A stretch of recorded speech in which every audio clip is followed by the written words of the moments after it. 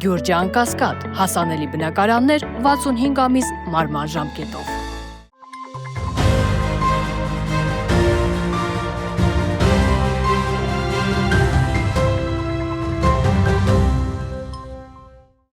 Բարև ձեզ, այսօր Փաստ-Ինֆոյի հեռավար հյուրը քաղաքագետ Սթենֆորդի համալսարանի դոկտոր Արթուր Խաչիկյանն է։ Բարև ձեզ, պարոն Խաչիկյան, շնորհակալ եմ ժամանակ հատկացնելու համար։ Շնորհակալ եմ։ Պարոն Խաչիկյան, Շահին Մուսթաֆայևը Հայաստանում էր, ձեր դիտարկմամբ ինչու էր նա հենց հիմա եկել Հայաստան։ Դե իհարկե պաշտոնական աղբյուրներից մենք կլսենք միայն սուտ եւ նրանք ունեն իրենց ձևը, դա կամաց խափելով փաստի առաջ կանգնեցնելն է, այս խումբը այդպես է գործում, նրանք սկզբից ասում են չէ, դե կարող է պատահի, կարող է դե արդեն եղավ պրծավ, այսինքն սրանք ունեն սուտ ասելու եւ փաստի առաջ կանգնեցնելու երկար ավանդույթ, կարծում եմ, որ առաջինը զիջվելու են անկլավները, Թավուշում եւս 3 գյուղ ենք տալու եւ կորցնելու ենք մեր ճանապարհը, դեպի Վրաստան եւ զիջվելու է Տիգրանաշենը, որով կտրվելու ենք Սյունիքից։ Բայց դրա մասին մենք այնքան ենք խոսացել, որ այլևս իմաստ չունի շարունակել սա ասել, արդեն ամեն ինչ ասված է, թող մեր հանրությունը որոշի։ Նա ուզում է Հայաստան ունենալ, թե չի ուզում։ Եթե նա չի ուզում, ես ոչինչ չեմ կարող անել։ Այս հարցը պետք է տալ այն մարդկանց, ովքեր գալիս են ձրի խորովածի համերգի, որոնք գանգատվում են, որ 6000 դրամով իրենց 200 գրամ միս ծախեցին, խափեցին, այն մարդկանց, ովքեր ասում են, որ մեր երկրորդ Քրիստոսն է եկել, որ ուզում են մեռնեն ջանին, սա մեջ բերում է, եւ այն 670,000 մարդկանց, ովքեր ձայն տվեցին այս անձին, իրենց է պետք այս հարցը տալ, ես արդեն ամեն ինչ ասել եմ, թող մեր հանրությունը որոշի, իրեն Հայաստան պետք է թե ոչ, եթե պետք չէ, ես ոչ մի չեմ կարող անել։ Պարոն Խաչիկյան, բայց հետաքրքիր է, որ այս այցը տեղի ունենում այն ժամանակ, երբ Հայաստանում արդեն նախընտրական քարոզարշավն է մեկնարկել, Ադրբեջանը իհարկե շարունակում է իր պահանջներն ու Զանգեզուրի միջանց կոչվածի շուրջ հայտարարությունները, բայց սրան զուգահեռ ակնհայտ է դարձել նաև տարածաշրջանում ԱՄՆ-ի ու Ռուսաստանի մրցակցությունը եւ վերջերս Ռուսաստանը անգամ բավական կոշտ արտահայտվեց ԱՄՆ-ի, այսպես ընդհանրապես արևմուտքի ներգրավվածությանը Հայաստանի ներքաղաքական գործընթացներում։ Կարծում եմ, որ երկրորդ հարցը, որը քննարկվում է Ադրբեջանի հետ, դա Ռուսաստանը շրջանցելն է, որ այս իշխանության կողքը կանգնած օլիգարխները կարողանան միլիարդներ աշխատել Ադրբեջանից բերվող նավթի եւ գազի միջոցով եւ կարծում եմ այս սպառնալիքներից հետո Ռուսաստանի հասցեով իրենց արևմուտքից եւ Թուրքիայից հրաման եկավ Ադրբեջանի հետ այլընտրանք ստեղծել Ռուսաստանի տնտեսական ազդեցությանը։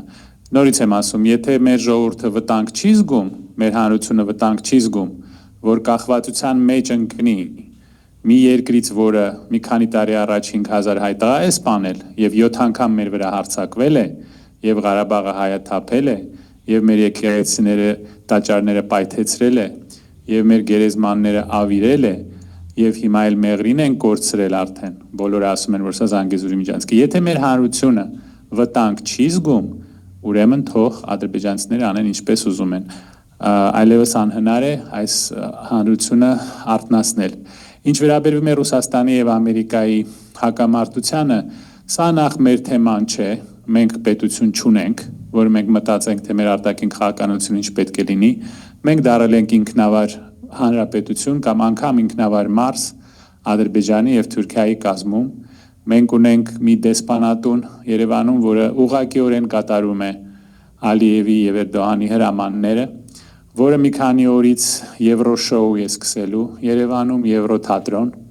եւ բերելու է այդ բոլոր ղեկավարներին միայն մի նպատակով, որ այս մարդը նորից ընտրվի եւ շարունակի հանձնել Հայաստանը։ Ինչ վերաբերում եւ իդեպ ասեմ 20 թվականին, երբ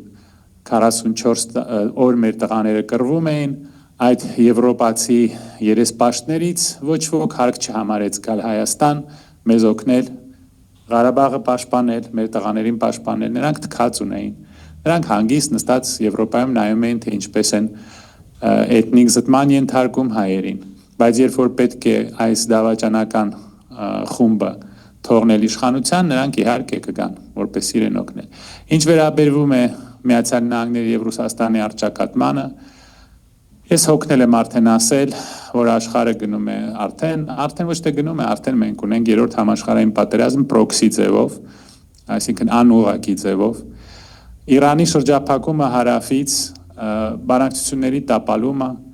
նշանակում է, որ արդեն բաց Իրանը խոսում է Կասպից ծովի նշանակության մասին, եւ Ռուսաստանն է մտահոգված նրանով, որ Կասպից ծովով անցնում են իրենց կոմունիկացիաները։ Սա նշանակում է, որ Կասպից ծովը շատ ավելի կարևոր դեր է խաղալու եւ հյուսիսային ուղղությունը շատ ավելի կարևոր դեր է խաղալու Իրանի համար։ Սա նշանակում է, որ Զանգեզուրում, այսինքն Սյունիքում, որը հիմա դառնալու է Զանգեզուր, այնտեղ բախվելու են շատ լուրջ ձևով Իրանի եւ Միացյալ Նահանգների, Իսրայելի, Ադրբեջանի շահերը, Թուրքիայի շահերը։ Իրանը ել ավելի մեծ ուժ է գործածելու, որպեսզի չբացվի Զանգեզուրի միջանցքը, որպեսզի նա շրջափակման մեջ չընկնի, Հայաստանից չկտրվի, եւ որպեսզի թույլ չտա, որ Իսրայելը եւ Ադրբեջանը արդեն իրենց ռազմական ազդեցությունը հաստատեն Կասպից ծովում։ Իսկ Ադրբեջանը եւ Թուրքիան ել ավելի մեծ եռանդով Միացյալ Նահանգների օգնությամբ, Իսրայելի օգնությամբ մեզ ճնշելու են, որ այս Զանգեզուրի միջանցքը բացվի որքան հնարավոր է շուտ։ Այսինքն մենք դառանք կռվախնձոր, ինչի մասին նույնպես մենք զգուշացնում ենք տարիներով, բայց ես սրա իմաստը չեմ տեսնում, որտեղ մեր հանրությունը հանգիստ քյաբաբ է ուտում եւ նայում է, թե ինչպես է Հայաստանը խորտակվում։ Դե թող այդպես լինի, եթե նրանք այդպես են ուզում։ Ինչ վերաբերվում է Ռուսաստանի արտաքին քաղաքականությանը, շատ դժվար է հասկանալ, թե սա ինչ արտաքին քաղաքականություն է եւ ինչ հետևանքների է բերում, քանի որ առայժմ որևէ դրական միտում մեր ռեգիոնում ես չեմ տեսնում։ Ղարաբաղի հանձնումը դե նախ մեր կառավարության կողմից տեղի ունեցավ, սա պետական դավաճանություն էր, որը մենք կուլ տվեցինք, բայց ռուսները նույնպես մեծ սխալ գործեցին, երբ որ թողեցին, որ Ղարաբաղը հանձնվի, անգամ եթե մեր սեփական կառավարությունը դավաճանել էր մեր ժողովրդին։ Ռուսաստանի ազդեցությունը նվազում է, Միացյալ Նահանգների ազդեցությունը նվազում է, Միացյալ Նահանգների ղեկավարը իրեն պահում է խելագարի պես, երեք գիշերը ինչ որ նոր մեմ էր կախել իր սոցցանցերում, ինչ որ նոր նկար էր կախել, դրանից առաջ իրեն Քրիստոսի դերում էր պատկերացրել եւ նկարել, դրանից առաջ ասել էր մենք ձեզ կոչնչացնենք ձեր ամբողջ քաղաքակրթությունը, դրանից առաջ խուլիգանական բառեր էր գրել, այսինքն այս մարդը բացարձակ նման չէ Միացյալ Նահանգների նախագահային եւ նա շատ շուտով գնալու է, լինելու է impeachment անկասկած։ Նա գնալու է եւ մենք զանգ ենք տալու Վաշինգտոն, հարցնենք, թե ով է մեզ երաշխավորելու մեր սուվերենությունը, երբ որ Սյունիքով եւ Մեղրիով ադրբեջանցիները եւ թուրքերը իրենց մեքենաներով եւ գնացքներով գնան։ Եվ մեզ Վաշինգտոնում կպատասխանեն, որ դա Դոնալդ Տրամպի պրոյեկտն էր, դուք դիմեք Դոնալդ Տրամպին, իսկ որ մենք հարցնենք, իսկ նա որտեղ է, նրանք ասեն տեղում չի։ Դե զանգ տվեք իրան, եթե կարող եք։ Բայց գիտեք, ես այլևս չեմ մեղադրում մեր թշնամիներին, քանի որ մենք այնքան սխալ արեցինք, այնքան անխելք կառավարություն ունեցանք եւ ոչ միայն այս մեկը։ Տասնյակ տարիներով այնքան քանդեցինք եւ թալանեցինք մեր երկիրը եւ կոտրեցինք մեր կրթության համակարգը, չկարողացանք ստեղծել իսկական վերնախավ, էլիտա, ունենք անհասկանալի ընդդիմություն եւ այսպիսի կառավարություն։ Ես այլևս մեր թշնամիներին չեմ մեղադրում, սա մեր խելքից է, սա այլևս չի կարելի թշնամուն մեղադրել, որ նա անում է այն, ինչ որ իր շահերին է համապատասխանում,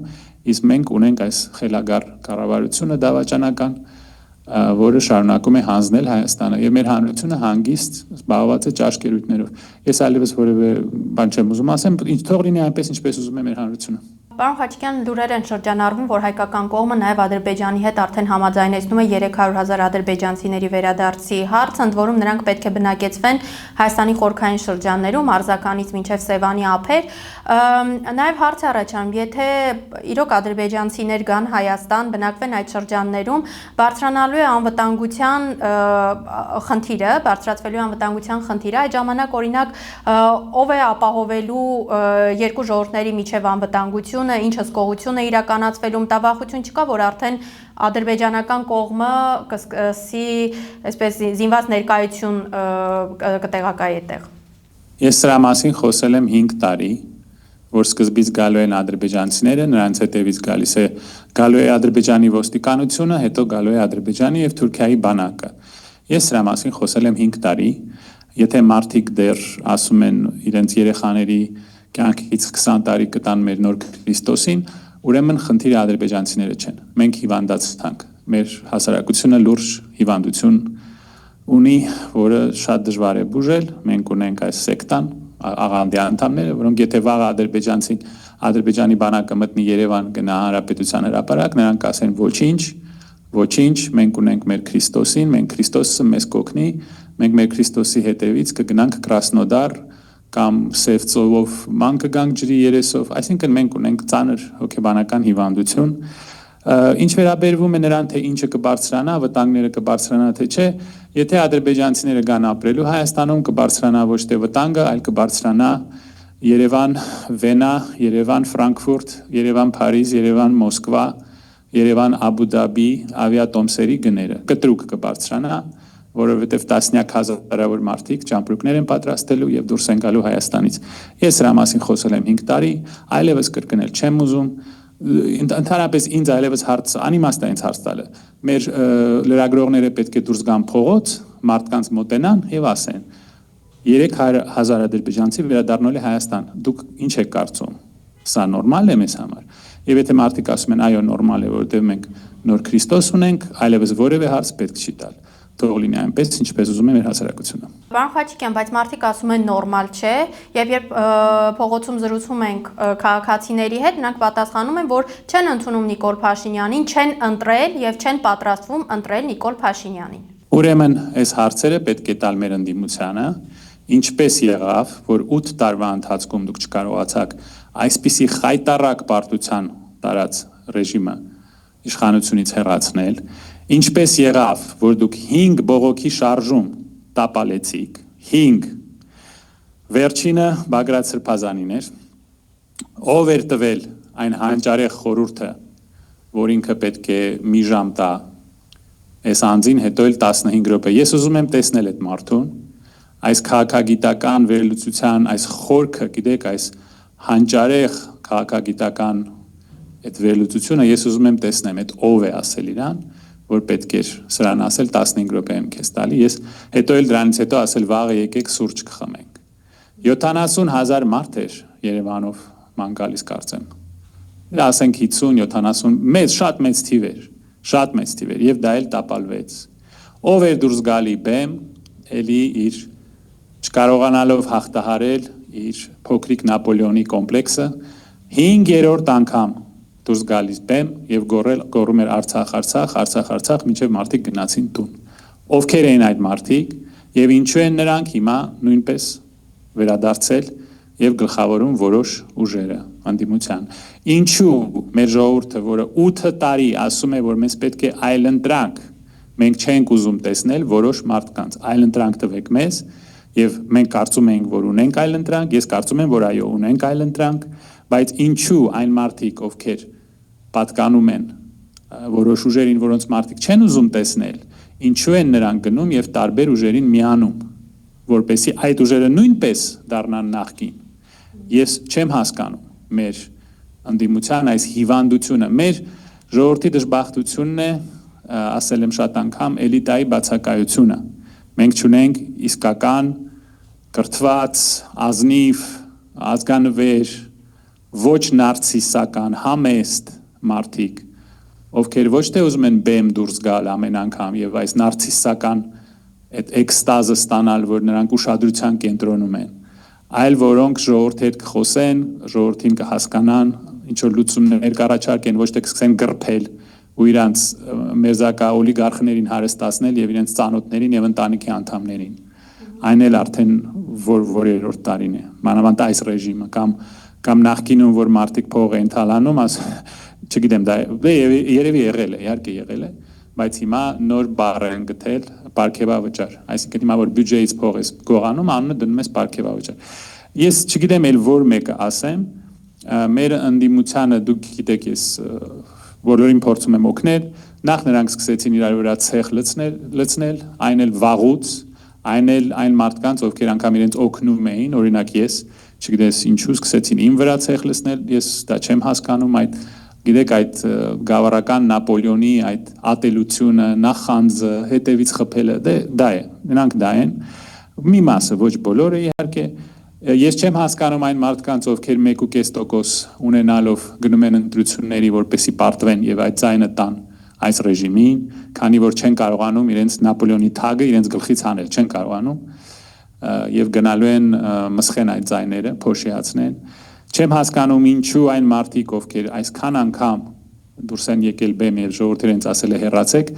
մի անգամ եւս հետ են գալիս, որպեսզի մի անգամ եւս ամեն ինչ տապալել։ Ես սա չեմ հասկանում, այս հարցերը պետք է ուղղել մեր ընդդիմությանը, մեր ժողովուրդն էլ, գիտեք, 40 թե 50% հուսահատ ասում են մենք չենք գա ընտրությունների, որովհետեւ ռեալ այլընտրանք չենք տեսնում։ Չնայած ես կարծում եմ, որ պարոն Կարապետյանը դա ռեալ այլընտրանք է, կա օրինակ Հայկ Մարությանը, նա էլ է այլընտրանք, չնայած բոլորս գիտենք, որ անցյալում եղել է այս ուժի մաս, բայց գոնե արժանապատվություն է ունեցել դուրս գալ։ Գոնե արժանապատվություն է ունեցել դուրս գալ, դա էլ է ողջունելի իմ կարծիքով։ Կա Հայկ Մարությանը, կա Կարապետյանը, կա Թաթոյանը, Արման Թաթոյանը, մարդիկ, ովքեր իմ կարծիքով այլընտրանք են, նրանք կախված չեն այս ռեժիմից։ Դե ես այդպես գիտեմ, եթե մարդիկ ուրիշ կարծիքներ ունեն, խնդրեմ։ Բայց դա չի փոխում ընդհանուր պատկերը։ Հայաստանը նման է մի նավի, մի տիտանիկի, որը խորտակվում է մեր աչքերի առաջ, մեր ընդդիմությունը բացարձակ, ես չգիտեմ ինչ բառ օգտագործեմ, որ ոչ մեկին չվիրավորեմ, բայց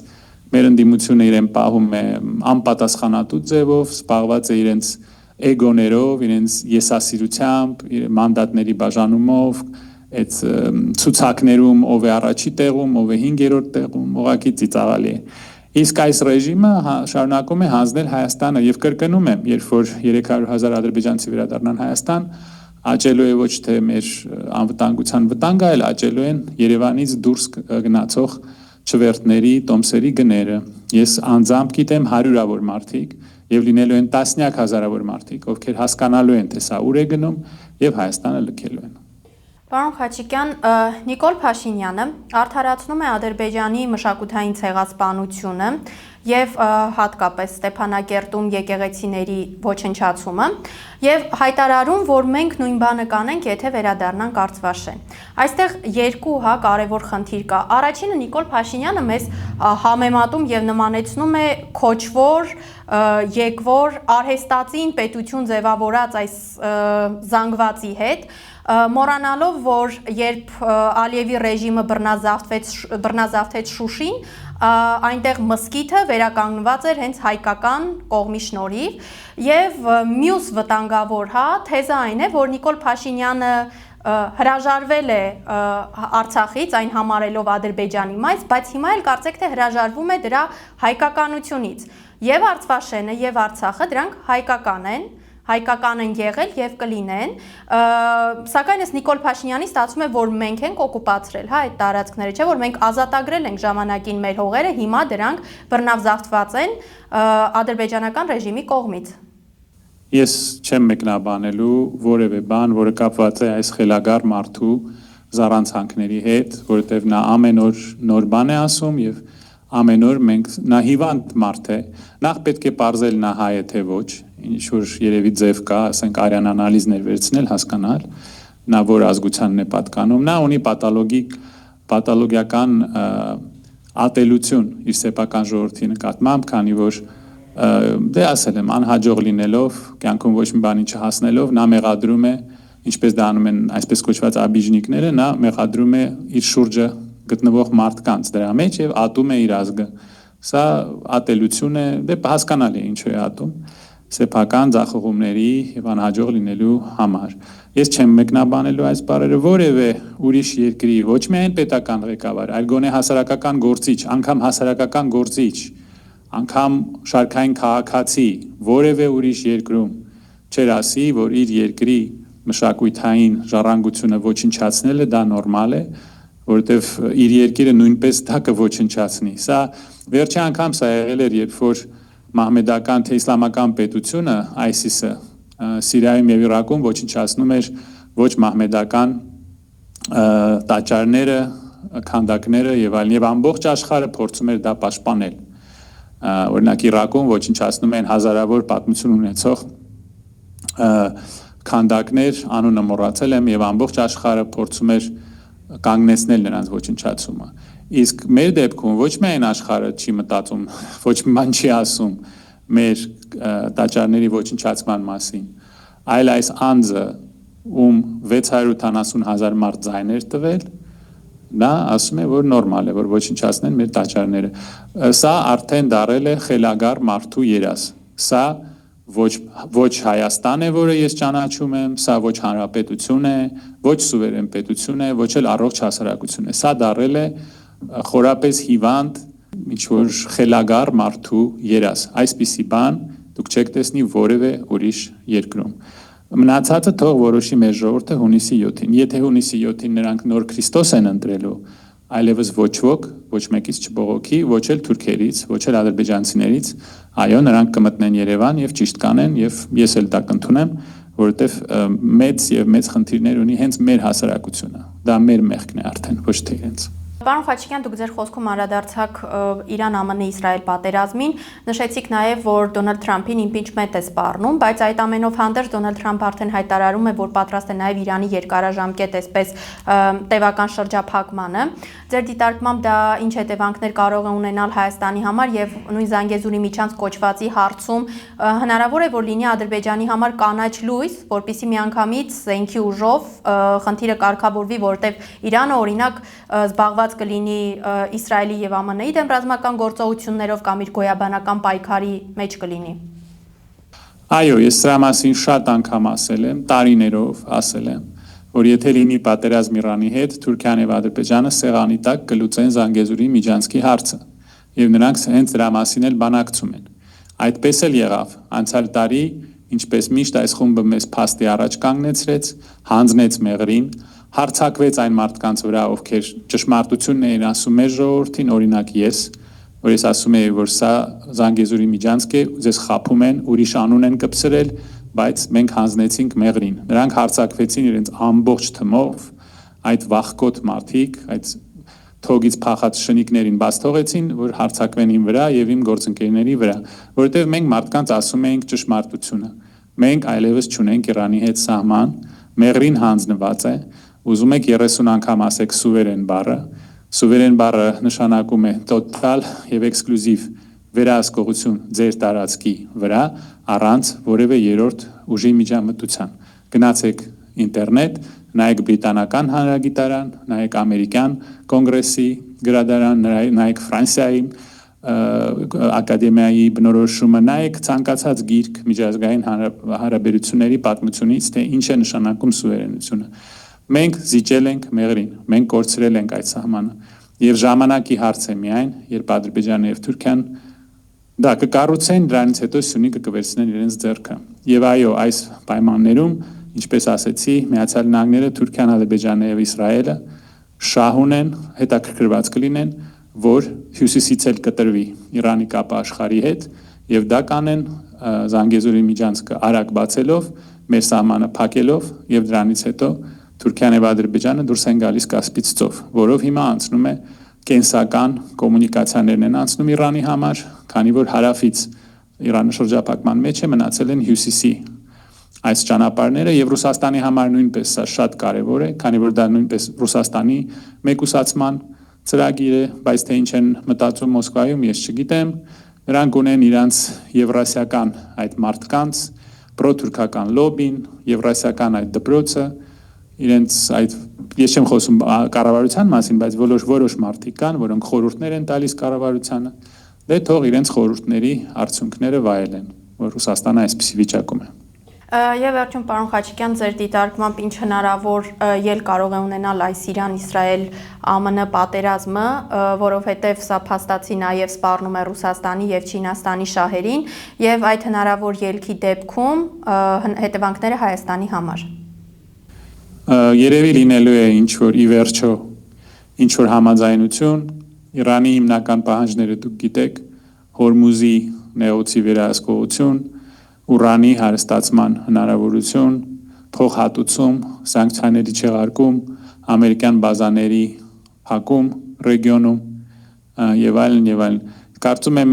ինչ որ մի կետերով Իրանը կզիջի, ինչ որ մի կետերով Միացյալ Նահանգները կզիջի, քանի որ սա փակուղի է եւ ոչ մի կողմը հաղթել չի կարող, ավելի շուտ Իրանն է հաղթում հիմա եւ տնտեսապես եւ քաղաքական տեսակետից։ Ինչ որ կոմպրոմիս կգտնվի, բայց Իսրայելը շարունակելու է իր փորձերը ոչնչացնել Իրանը։ Սա մեզ համար, ասեցի, նշանակում է, որ մենք կտրվելու ենք եւ Իրանից, եւ Հյուսիսից, երբ որ մենք զիջենք Թավուշը եւ Տիգրանաշենի ճանապարհը զիջելուց հետո Սյունիքը դառնում է փոքրիկ Ղարաբաղ, որից հայերը դուրս են գալու, որտեղից։ Ինձ էլի կասեն վատատես ենք, եթե դուք ուզում եք ձեր գլուխը դնել ավազի մեջ եւ աչքերը փակել, գնացեք դրեք եւ փակեք։ Սա այդպես է լինելու։ Թուրքիայի, Ադրբեջանի եւ Իսրայելի ազդեցությունը, ինչպես ասել եմ, կտրուկ աճելու է մեր ռեգիոնում։ Հնարավոր է, որ ինչ-որ փողզիջման գնան, հնարավոր է, եւ մենք կդառնանք հաջորդ Հորմուզի նեղուցը, ասել եմ, ցամաքյա Հորմուզի նեղուցը, որտեվ Մեղրիում հիմա բախվելու են այդ բոլոր գերտերությունները։ Հնարավոր է, որ Ռուսաստանը եւ Իրանը պարտադրեն, որ իրենց շահերը նույնպես հաշվի առնվեն Զանգեզուրի միջանցքում։ Հնարավոր է, որ ուժով Ադրբեջանը եւ Թուրքիան դա վերցնի։ Ռազմական ձևով Ռուսաստանը, ոչ էլ Չինաստանը ոչ մի բան չեն անելու։ Ռուսաստանը ունի շատ լուրջ խնդիրներ, քանի որ այսօր վերջապես կատարվեց նաև մի ուրիշ բան, որի մասին ես խոսում եի 5 տարի, որ Ուկրաինային կսկսեն տրամադրել միջուկային տեխնոլոգիաներ, որը հիմա արդեն առնվազն մամուլը դրա մասին գրում է։ Շատ դժվար վիճակ է եւ դա ոնց որ քիչ լիներ, մենք ունենք սա, այսպիսի ռեժիմ, որը կարծես ինքն է ուզում, որ Հայաստանը ոչնչանա։ Եվ մենք ունենք 45-ից 50% բնակչություն, որը այլ ընտրանք չի տեսնում, եթե այս մարդը ընտրվում է, այլևս ոչ ոք, ոչ մեկից չբողոքի, բայց հետո չասեք, որ ձեզ չէին զգուշացրել սրա հետևանքը ինչ է լինելու։ Շատ լավ, շնորհակալ եմ հարցադրության համար։ Շնորհակալություն։ Այսօր զրույցում էի քաղաքագետ Սթենֆորդի համալսարանի դոկտոր Արթուր Խաչիկյանի հետ։ Fast Info-ի հաղորդումներին արագ հասանելիություն ունենալու համար կարող եք բաժանորդագրվել YouTube-յան մեր ալիքին։ Համախմբենք եւ փրկենք հայրենիքը ներքին եւ արտաքին թշնամիներից։ Մինչ նոր հանդիպում։